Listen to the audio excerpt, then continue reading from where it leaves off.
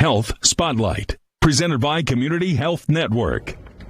In your Health Spotlight tonight, you want to live to be 100 years old? Well, how about 110 or even 120? Well, science says that may be the norm sooner than you think. News 8's Lena Pringle reports on the future of aging. Bob Hope did it, George Burns too, and Betty White was right on the brink when she passed away. It's not so unusual anymore to live to be 100. In fact, there are 500,000 people worldwide who are at least 100 years old.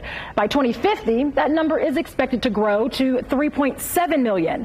So what does the future of aging have in store for us?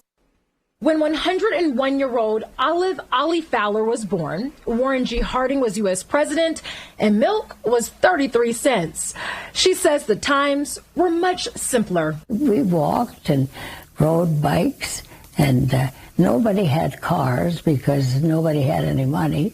Ollie met Sid, her husband, for 70 years when they were teens on the ice in Canada. Today, Ollie is part of a growing number of centenarians. So why now? What's the future of aging? Epidemiologist Andrea LaCroix is making it her mission to find out. Your chronological age is a certain number, whereas our biological age is a measure of how fast we're aging. Professor LaCroix believes epigenetics is key. Exposures in the environment and everyday stressors can impact your genes, causing some people to live longer than others. I think there probably are ways to slow down epigenetic age acceleration. Another area of research, identifying cells that impact metabolism and inflammation. Scientists are exploring whether interventions such as caloric restriction, fasting, exercise, and certain drugs can turn back the time on those cells and extend life. We're on our way to finding a biomarker of biological aging that can be measured in the blood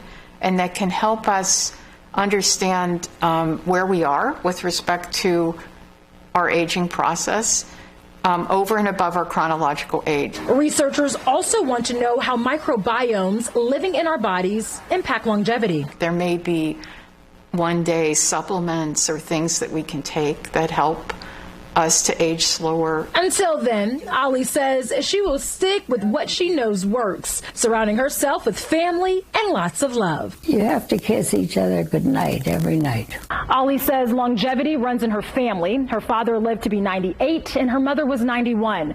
She lost Sid 10 years ago. He died at the age of 91 at home in his bed. Ollie says she drove herself around town until 5 years ago, giving up her car keys at 96 years old. And her last trip was just a few months ago.